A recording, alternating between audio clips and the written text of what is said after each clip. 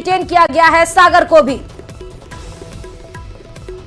जैसा कि भी प्राइमा फेसी पता चला है कि कोई मैसूर के सांसद प्रताप सिम्हा जी के गेस्ट के रूप में पास पर आया है। कोई सागर करके, उसका जब देखा तो उसका नाम कोई सागर करके है, जो जिस लड़के को एक को पकड़ा है। एग्जैक्टली वो पब्लिक गैलरी में से ऊपर से कूदे, कुछ वो एक जब कूदे तो एकदम से धुआं जो है वो वहां पर जो है वह।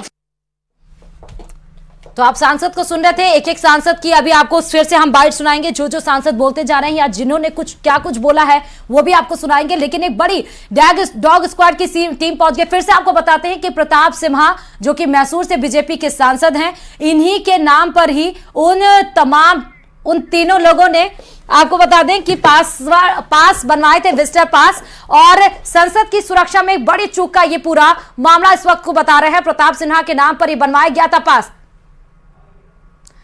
अमोल और नीलम को फिलहाल पुलिस ने डिटेन कर लिया गया है। सागर जो कि वेल के अंदर कूदता हुआ नजर आया संसद की कार्रवाई पर, जो ये शख्स आपको बीच तस्वीरों में दिख रहा है, ये शख्स, इसको बताया जा रहा है सागर।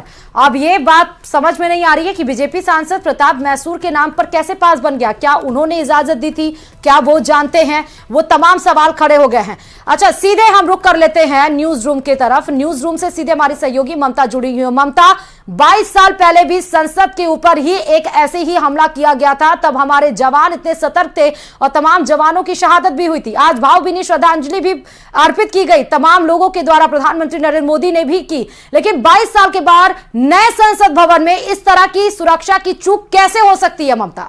बिल्कुल श्रुति, आज हम सुबह से इस बात का जिक्र कर रहे थे, जब सुबह आज प्रधानमंत्री नरेंद्र मोदी, तमाम सांसद पहुंचे हुए थे श्रद्धांजलि देने के लिए उन सभी जवानों को। चूक हुई है, इसमें पूरी जांच होनी चाहिए। मैं कह रहा हूं इसके अंदर कोई भी दोषी हो, चाहे सिक्योरिटी के लोग दोषी हो या किसी मंत्री के विजिटर थे या किसी और के गेस्ट थे, तो ये भी जांच होनी चाहिए आखिर वो गेस्ट किसके थे, किसके कहने से किसके पास से वो अंदर एंटर हुए थे।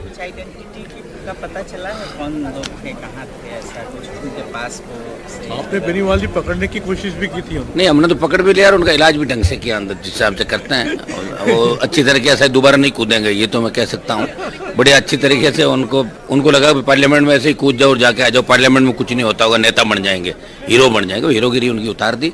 लेकिन दुर्भाग्य इस बात का कि इससे बड़ी चूक नहीं हो सकती। पार्लियामेंट जहाँ पहले हमने कई जवान खोए, आज बरसी है, और इस समय इस तरह आ जाना अंदर, तो इसके अंदर जो लोग हैं जिनकी रिकमेंडेशन पे वो आए वो भी जांच के दायरे के अंदर है, उनके खिलाफ भी कड़ी कार्रवाई होनी चाहिए।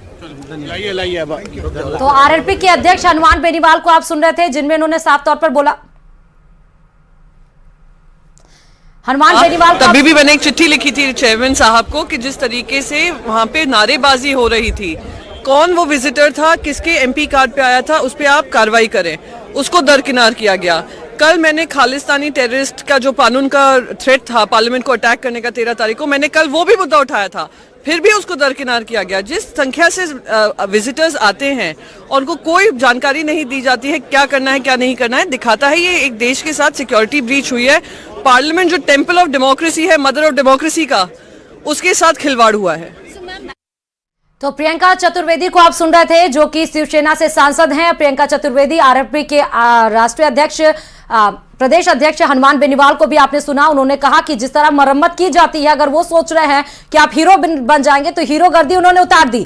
लेकिन वाकई ये ट्रस्ट तो, सिक्योरिटी ब्रीच तो हुई है। और प्राइमा फेसाई अगर केस पर जाए तो कौन लोग थे? हम सहयोगी लगातार जुड़ी हुई है ममता, वही सवाल है कि कैसे ब्रीच ऑफ सिक्योरिटी हुई। प्राइमा फेसाई केस पर देखें तो सवाल तो उठना लाजमी है ममता।